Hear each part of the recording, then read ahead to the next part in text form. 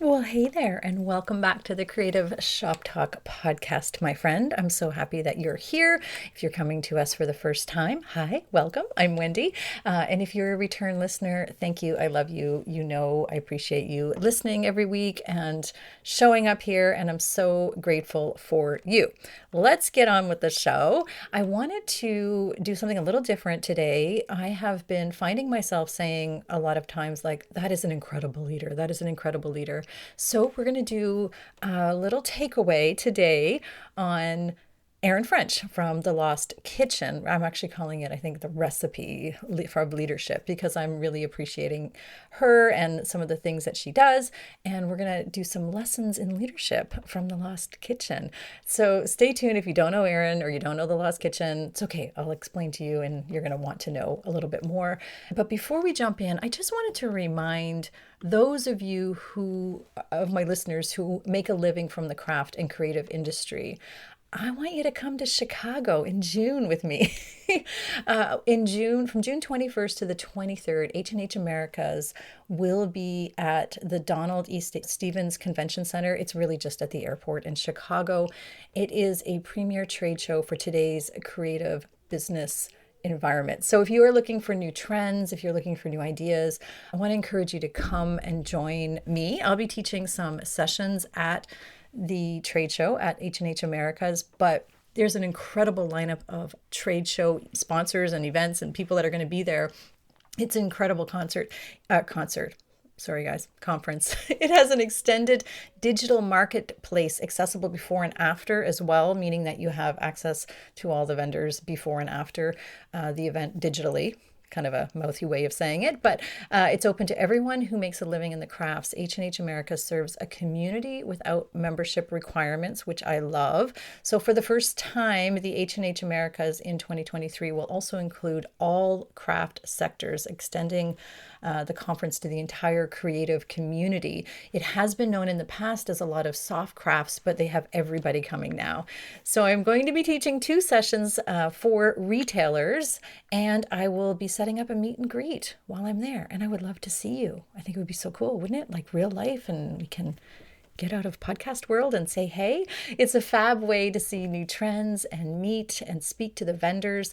And it is designed specifically for retailers to attend. So you'll be able to go and see what's new in the creative world. I think it's a really incredible trade show. So we have a discount code for you to use. Our friends at H&H Americas have given us a discount for an exhibitor hall pass. So use the code CST23 at H&H Americas. It says hh-americas.com. We'll have all this in the show notes for you as well too. But that's going to give you a free exhibit pass.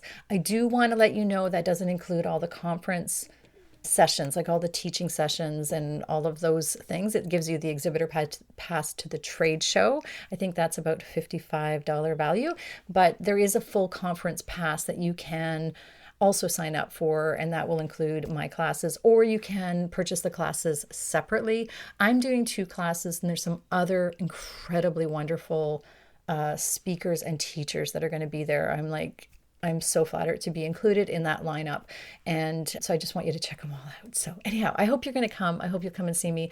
Reach out to me if you need any more details. I would love to share. And I will be doing a meet and greet. Haven't set that up yet. Just going to do it. Going to make it happen. So I hope to see you there. Okay, let's get on with the show. Running a retail business doesn't have to be so hard. Welcome to the Creative Shop Talk podcast, the go-to podcast for creative shop owners, studio owners, and independent retailers. I'm your host, Wendy Batten, retail business coach and mentor. Each week, I'll share simple, proven business strategies, inspiring stories from fellow retailers, and advice from industry experts. Together, we're going to work to find the success you want from your retail business with more profits in your till and a little more joy in your life.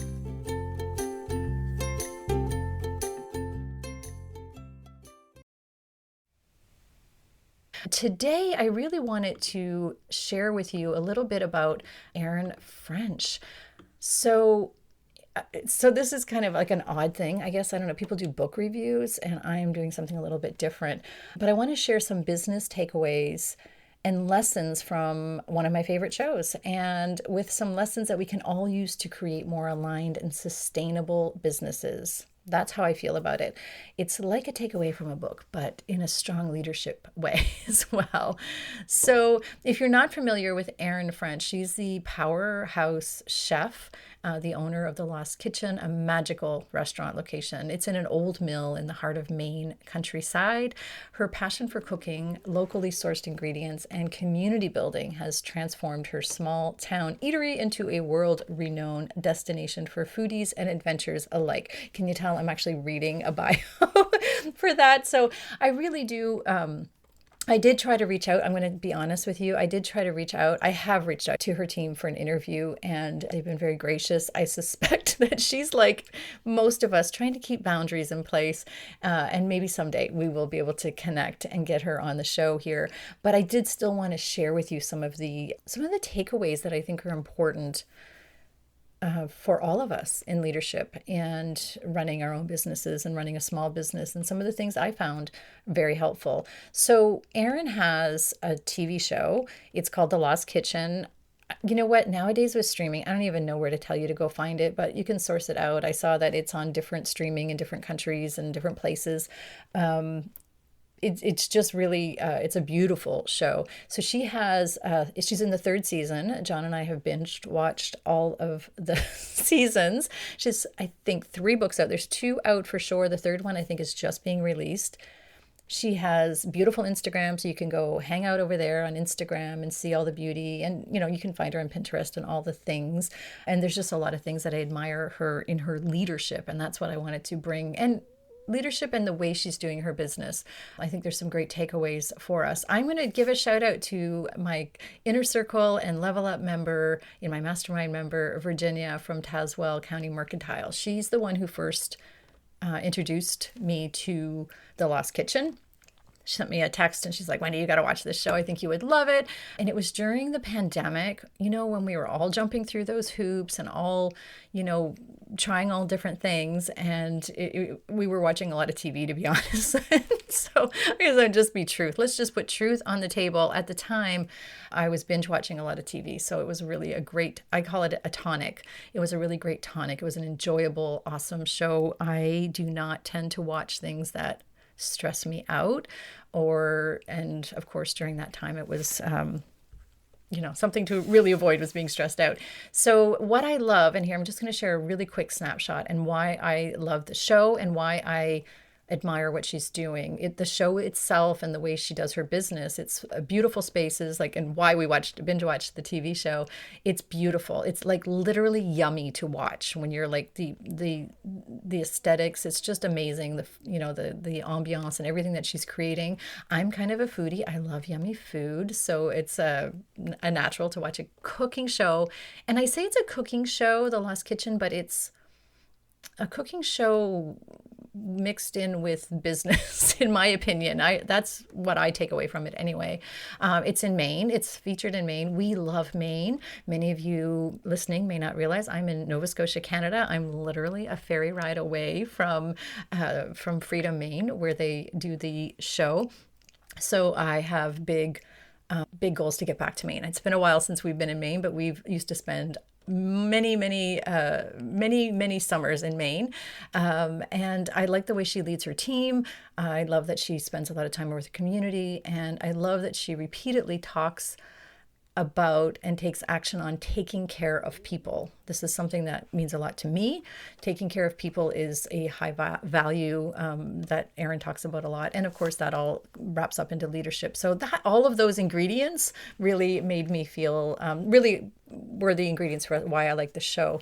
It's a little magical how they kind of kept it going during COVID and during the pandemic, and how they keep it going, and how she talks about it. I love it. So truthfully, and again, as I mentioned, at the time when we first started watching, we were like eating a lot and watching a lot of TV. So it was a natural fit to start watching it, but we did keep watching it. And as I mentioned, John and I both like it. So we both kind of have conversations because we're kind of geeky like that about self-employed life.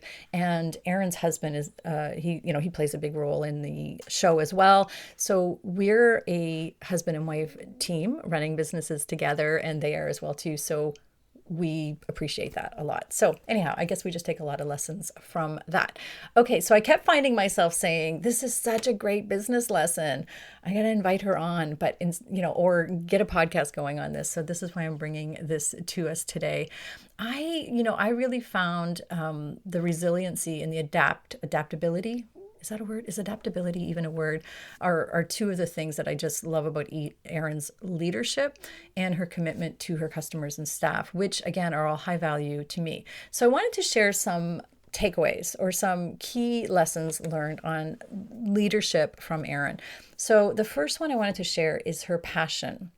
And I know that if you're listening and you're running a shop or whatever you're doing in your business, it probably stemmed from a passion of something. That seems to be, we're not selling widgets. For most of us are selling something, or most of my listeners are selling from a place of passion. Maybe we've taken our beautiful hobby or love for something and turned it into a business. And sometimes that's not enough. People don't like hearing that, but sometimes that's not enough. But we also have to have all those other business things and put that CEO hat on. What I love about her passion is she stays true to her passion. Sometimes some of us get swayed, and I see it happen all the time. I've had it happen to me. We get sidetracked a little bit with our passion. And what I mean by that is, we don't always come back to where we started and refine that. So we kind of get off. We creep. Creep sets in. You've heard me talk about creep if you've been around for a while. And I love that she stays really passionate and really true to what to what's working in her business and why people keep coming back. So she keeps creating beautiful dishes. She stays really, her love for cooking started as a childhood. She's not a trained, I shouldn't say she's not a trained chef, but she may be like a lot of us. She's self-taught. Her passion, her cooking, being a chef, is self-taught. And, so she just keeps building on that. She has a love, again, she started when she was a child cooking, and then she cooked in her dad's diner for a while, but she continues to explore and experiment with her passion and what brought her to that position. And I really love that. And I think it's a good reminder. So she has taken that passion, turned it into a business, but she continues to grow and learn and nurture her passion. So I think that's really, a good lesson for all of us. We need to keep growing and reminding ourselves what the passion is that we love with our business. Your passion will inspire others as well too, which is what I see there. So she also, the second takeaway or the second lesson or on the recipe card here today is she differentiates herself. So what I mean by that is her marketing is incredible. She has an incredible, unique selling proposition. You've heard the USP before, but it's really just really different.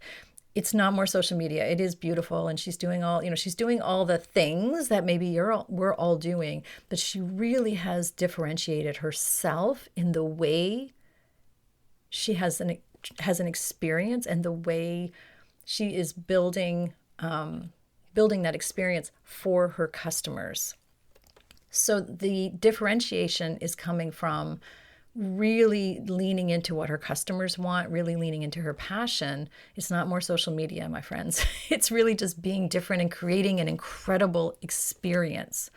So the experience is part of her I don't know how to say that word. I don't know how to say it in that format. Sorry. Y'all know I'm kind of messy with words. But the way she is different in the way she treats people, because it's always about the customer, right? It's always about taking care of people, creating the ambiance, doing all of those things that maybe we're doing in our shop, and really creating something unique. And that's where it's her unique selling proposition. So it's not about how she's doing social media or anything along that lines. It's about the experience she's giving to her clients. She's giving them a top-notch food experience. She's giving them, and then like in your mind, in my mind, I say, okay, well, that what's different about hers than any other really beautiful five-star restaurant or anything around? It's the way she treats people. It's the way she has created her menu. She's only open, I think it's like one night a weekend. I'm still trying to figure out the scheduling and how that works for her. But she focuses on using like locally sourced, and she talks about that all the time, locally sourced ingredients. She's creating seasonal menus and she changes them all the time. Nothing that a lot of other restaurants might be doing. But here's a fun thing. She has created such a unique experience and coveted experience that the only way you can get a reservation is by mailing in a postcard. Yep, if you don't know the Lost Kitchen, it's such a cool differentiator for anything else I've ever heard about. Like it's so cool. The restaurant has, in order to make a reservation, you have to mail in postcards to their tiny little post office in Freedom, Maine. It is incredible how that works. They get thousands and thousands from all over the world, and they pull the postcards and they call you and see if you want to come or not. So, I mean, if you can come or what dates or whatever they're doing. So think about how you can do something incredibly different. That's extremely exclusive, right? It creates so much buzz. I mean, chatter matters, and that's how she's been building up. Now she is in, I believe, I want to say their 10th season or 9th season at the mill. This didn't happen overnight, but it has built. So we can't compare ourselves to, Erin French at the Lost Kitchen, and, we do something different, but it is building and staying true to that passion and staying different and unique. She's also known around, like everybody knows Erin French in the foodie industry now. She just keeps creating experiences, and she has not wavered from that. I want you to take that away. She has not created from her original passion of what she wanted to serve people, good food, local, and the experience and all of that. So she knows her passion, and she's really creating an experience and taking care of people, which does differentiate her.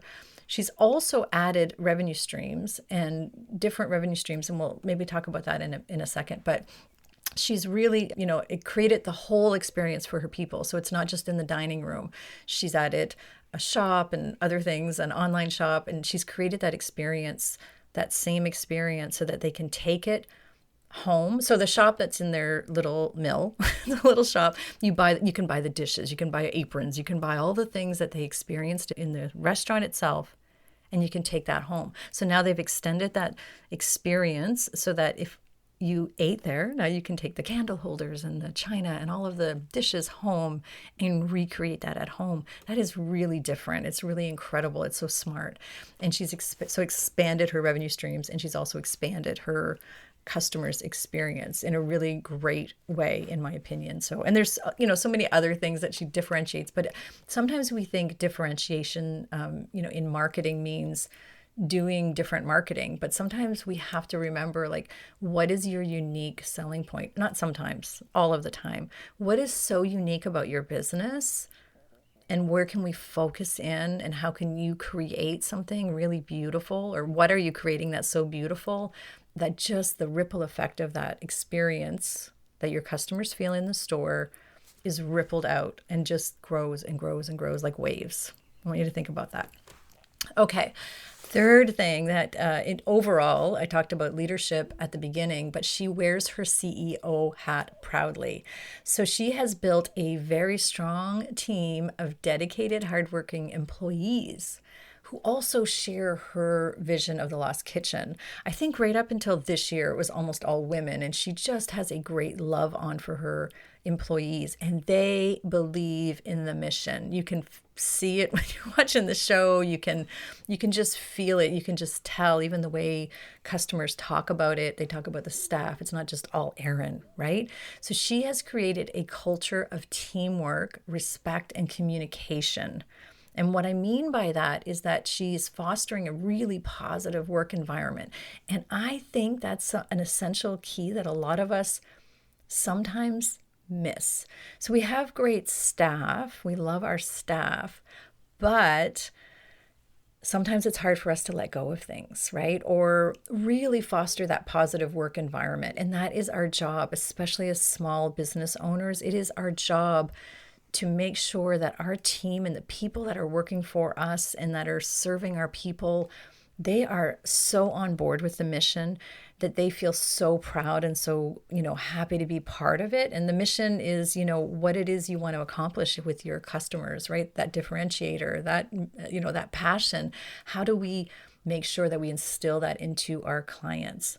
So I've heard Erin say many times on the show that it's really hard for her to let go of things, and because she's the creative, right? She's the artist, if you will, the chef. She's also the visionary that envisions the way this beautiful restaurant should be, or even the property itself, or the way the flowers should be cut. And I want I want hands up out there if you're listening and you're like, that's me too. I hear this every day, right? So I hear it from like, yeah, but nobody else can do it the way I do it. And I've heard, again, Erin say that over and over in the show. She has the vision, but listen up. She knew that she had to show and share the recipe of how she does that. Again, I'm going to call it a recipe, but it's really just systems, my friend. This is what systems do. So she literally shares the recipes with the recipe card. She has these incredible biscuits. One of the episodes was biscuits. She's always been the one to make the biscuits. Well, if she's always making the biscuits, she's not there to do the business stuff or the other visionary stuff, like going and sourcing beautiful new products, right? She's in the kitchen making the biscuits. And she realized she had to show somebody else how to make the biscuits so she can go do the thing. Does that sound familiar to you? So sometimes we have to, so she has to, but it's in her head. It's like how I feel about things. It's the touch. It's, whatever. We've all been there. We've all been there when it comes to leadership and getting other people to help us. It's just easier if I do it myself. My friend, it is not easier if we do it ourselves. So I have really enjoyed watching how Erin has shared how she has had to kind of let go of some things. And it's okay if the biscuits aren't like 100% perfect today, right? It's okay. She wants them to be perfect and they'll be perfect the next time the person does it. But she's literally writing things on recipe cards now and sharing them. This is like now in season 3. I think she's past that. But it was fun watching her sort of struggle, if that's the right word, or just acknowledge as a leader, as the CEO of that beautiful business, that business won't thrive if she doesn't have help with other things. The not the lesser than, but spreading the help around. It's the only way we can. It's the only way we can have ease in our business as well too. We don't want to be buried in 24/7 running our business. I don't care how passionate you are. That's just silly. We can't live like that. That's not why we started our businesses, right? So my advice or my thoughts or my takeaway from this, I guess, is making sure that you're sharing your recipe cards. Make sure that you're writing the recipe down. And this can go for so many things. There's no gold medal for working the longest and the hardest. The gold medal comes from being smart enough to write down that recipe. Hire someone else to make the biscuits and set the table. You cannot grow a sustainable, successful business if you're doing it all yourself. Right? We all know that. So here's your permission, or here's your reminder to make sure that you are sharing your recipe cards. We call this systems, by the way, and it's really just, sharing and training your people over and over and over again to be part of that. And that is leadership, right? That is how we become better leaders. So we have to understand that the business is only as good as our team. And our team needs to care as deeply about our business and our customers and the way we do things around here. And so we need to have a mutual respect for them, that they're not going to fail us. And that's what I see Erin do all the time. She has extremely low turnover rate just from watching the show. You can tell you've seen the same people there for a few years because you can tell, and she shares, stories about how she helps and supports her team. And I think that's incredible. And it's really important for us to remember, if we have disgruntled or bad or unhappy staff, to look at ourselves within or if we have a high turnover rate. I think it's really important as leaders, as CEOs of our business, to remember it is our responsibility to make sure we are communicating and caring about our team. And I love that. So staff management or HR or whatever we want to call it, it's really, I call it team. And team is, our team is key to us running our business. So I love that. I love that sort of watching her let go. And this season, season 3, she hires a lot of people. Like there's a large complement of staff, and you can tell she talks about it makes her nervous, like having all these new people, and because they've expanded their revenue streams and they've done some extra things. Although, and I'll talk about that in a second. Although, they still kept it to a manageable business that still keeps that unique selling feature and differentiates them. Anyhow, okay, I just want to add a little note here. She has also, under the head of leadership, I'm also seeing her and hearing her talk a lot about planning ahead. There's none of this, I don't want to say reactive, because we all have reactive things that we have to react to. Pandemic, hello. But she has vision and she executes it. And that's really the key. So she's already, talking about next year, and she, next fall, and she's keeping track and doing things, like about when the apple season comes out next year, when she's doing things this season. They're having plans. And I love what she always says about growth and business growth. And this is the takeaway here. We're always building to be better, not just like larger and whatever. We're trying to make our business better. And this is something I believe in. And it's not so much about adding more balls to our juggling more balls or doing more things, but it is about refining and optimizing our business. And how can we do it better next year? And how can we make our business stronger? And that's sort of something about visionary and planning that, again, you can't be making the biscuits and also doing all this planning for next year and also having a life, right? So it's about being intentional with your business.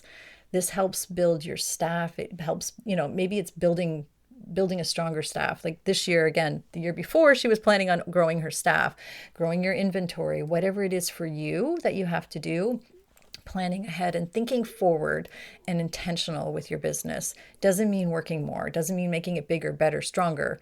It does make it stronger, in my opinion, but it does mean just having a more optimized and a better business. Like we all want better business. There's like always room for improvement, correct? So hopefully that is something that under leadership that you can take away from that. Okay, number 4, and our last sort of takeaway is that Erin is really good with financial leadership. And that's always a hard one for some of us. Really, she takes a lot of responsibility, again, with the CEO hat on, and I don't know, she hasn't said, I don't know that she's not like, it comes supernatural to her. She's never shared that, but she does talk a lot about the importance of controlling costs and managing her cash flow and making smart investments and, investing in her team and, and what she needs to do with her team and good quality. So during the pandemic, like many of us, she added new revenue streams. I think they just did a bunch of different things. She worked at diversifying her revenue streams and still does. So again, as I mentioned earlier, there's the books and there's the TV show, but there's also, the store, and there's a little takeout now that, you can go because you could only get stuff during seating. So if your car didn't get pulled and you're in Freedom, now you can actually go and shop and all that kind of thing. And also, as a side note, and as actually a big side note, and maybe I should have mentioned this back up in the passion part of it, I think it's really important to note as well, too, that she builds everything via community, meaning she really takes care. And when I say she takes care of people, she takes care of the customers in front of her and cares about their experience. Every single human that comes into her restaurant, you can tell she cares about their individual experiences. Also, she cares about her community, her team, and her community around her. She shops local. She supports all of the farmers, all of the food. She sources local. And she talks about that. And that came out again during the pandemic, where we all watched the show where she was sort of, how do we take care of ourselves? How do we stay in business? How do we keep our staff in business? and you probably all went through this if you're in business, but also how do we keep our farmers going? Like she had all these local farmers and they were like, what do we do with all this stuff? So she got creative because constraint causes creativity. We all know. She got really creative with her passion and her financial leadership and brought them together to create, she had they had drive-by markets. They created little markets, outside markets at their mill, and they did some other things to support those farmers. Like they pulled together. And so that's really important. That's important to me. I find that really inspiring. So to recap, all of the things that I think are a really good recipe for success and what Erin does really well is she has really great passion for what she's doing. She has differentiated herself by experience. She knows what her unique selling proposition is. She's like, just got it nailed, right? And that's what we all need to do. She is showing up as a leader, wearing her CEO hat super proudly. And she's really stepped into the financial leadership of her business and taking the reins of that. Because that is, that is key. We can have all the passion in the world. If we're not paying attention to the numbers, y'all know what happens, right? So I just wanted to bring this all to the table. I think Erin's story and the success itself of The Lost Kitchen offers valuable lessons for all of us. I think it's really good takeaways. And, there's a whole, you can go read her book. There's a whole, there's a lot of, it wasn't an easy road for her to open a business. I feel like I could have talked about that. Because a lot of us have had bumps and bruises trying to find our groove. And maybe, the road to being a successful CEO and running a retail business is not always easy. And her story is very similar. So it hasn't been this beautiful, easy path. There's a whole history of difficulties to where she is now. Just like so many. You got to go watch the show to understand all of them or read her book. So, if I have her on the show, I have so many questions, so many questions to ask her, and I can't wait. And I will. I'm going to keep not bugging them. That sounds bad, doesn't it? I'm going to keep asking because I've built a conversation up with them already. But anyhow, so I just hope you found this helpful. I hope that you had some takeaways. I want to do something a little different. If you have the opportunity to go watch the show, I think just want to help retailers realize that it's not always an easy road, and there are things that we can do to help us, overcome challenges and achieve those business goals that we really want to. So there you go. Thank you, my friend, for tuning in. I will see you next week. We have another great podcast. I have some great retailer interviews coming up that I think you're going to really enjoy. Some of my inner circle members, I have had a wonderful opportunity to interview them, and they'll be joining us on a couple of upcoming podcasts. I just love seeing real retailers doing really cool things and success. And I'm so proud to be able to help and walk along their journey with them. So in our inner circle group. So if you are out there and you're listening, I would love it. Let me know your takeaways from this. Leave a review, leave a star rating if you can, and reach out to me on Instagram. I'm over on Instagram at Wendy Batten Biz. And let's have a chat. Let me know your takeaways. If you're watching The Lost Kitchen, come on over. Let's have a conversation over there and continue the conversation. Okay, my friends, I hope to see you soon. Back here again next week. Have a fantastic rest of your day, and we'll see you here next week.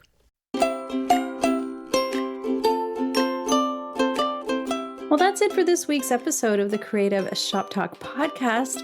I'm so glad that you're here to join us this week, and I hope you found value in what we're sharing here. I want to remind you that our website has all of the show notes. You can find it at wendybatten.com/podcast. Everything that you need to hear about today's podcast is there. Also an opportunity if you need to reach out to me. If I can support you in any way whatsoever, please feel free to reach out. So thanks for joining us. Please leave a review, subscribe if you can, and never miss an episode. We hope to see you back here again next week. Thanks, my friend. Have a great week.